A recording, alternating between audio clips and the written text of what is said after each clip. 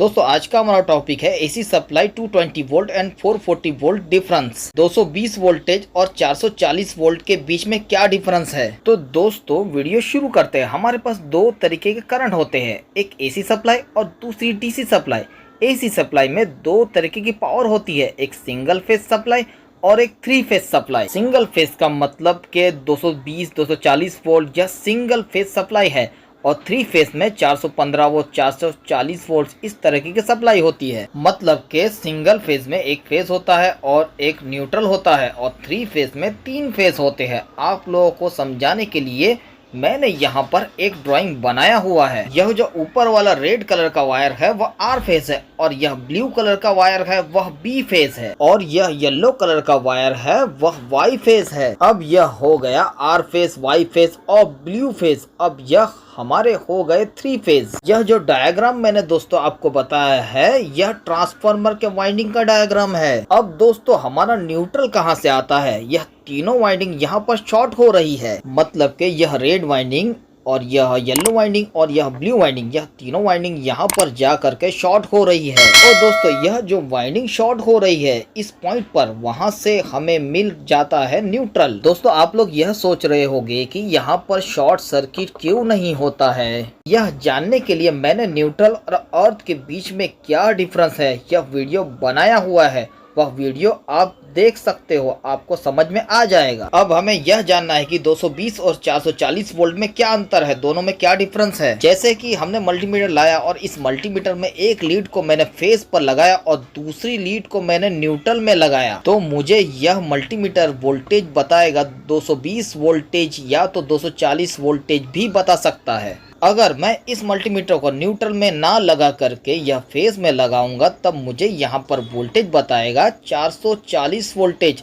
अब हम यह समझ लेते हैं कि यह 220 और यहाँ पर भी 220 तो हो गया 440 वोल्ट, लेकिन ऐसा नहीं है दोस्तों हम इसकी कैलकुलेशन समझते हैं। तो यहाँ पर दोस्तों इस समय वोल्टेज बताएगा 220 वोल्ट, तो 220 को हम मल्टीप्लाई करेंगे 1.732 से।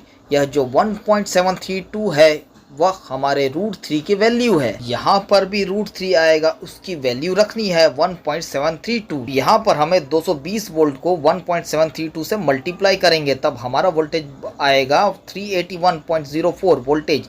तो हम इसे 381 वोल्टेज के आसपास गिन लेते हैं। तो दोस्तों एक चीज हमेशा ध्यान रखना है कि हम कभी भी फेस और न्यूट्रल के बीच में मल्टीमीटर लगाते हैं और वोल्टेज चेक करते हैं तो यह कहलाता है हमारा फेस वोल्टेज। और मल्टीमीटर का एक लीड, जैसे मैंने मल्टीमीटर की एक लीड यह आर फेस पर लगाता हूं और दूसरा वाई फेस पर लगाता हूं, अब इन दोनों के बीच में चेक कर रहा हूं वोल्टेज। इस टाइम पर मैं न्यूट्रल का उपयोग नहीं ले रहा हूं, तब यह वोल्टेज कहलाएगा लाइन वोल्टेज। और एक चीज आप लोगों को बताना चाहता हूं कि कभी भी आप फेस वोल्टेज को लाइन वोल्टेज में कन्वर्ट करना चाहोगे तब क्या करना है। जैसे कि मेरे पास फेस वोल्टेज 254 वोल्टेज है, जो वोल्टेज है 254 वो फेज और न्यूट्रल के बीच का वोल्टेज है। अब दोस्तों हमें फेज वोल्टेज के द्वारा ही लाइन वोल्टेज पता करना है। अब मैं यह करूंगा कि 254 को √3 से मल्टीप्लाई करूंगा, √3 की वैल्यू है 1.732। अब मैं 254 को 1.732 से मल्टीप्लाई करूंगा तब हमारा वोल्टेज आएगा 439, मतलब के 440 के आसपास। अब 440 वोल्ट तभी आएगा जब यह आर फेस और न्यूट्रल के बीच में 254 वोल्टेज हो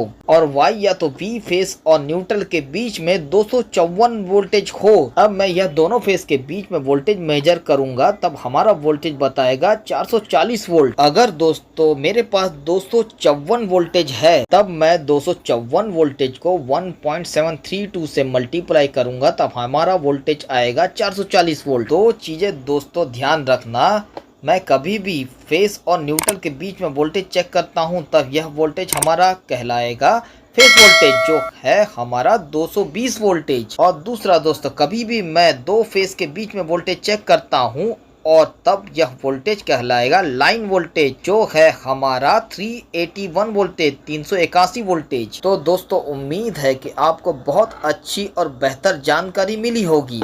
तो दोस्तों चैनल को लाइक करें, सब्सक्राइब करें और कमेंट करें। वीडियो देखने के लिए आप लोगों का धन्यवाद।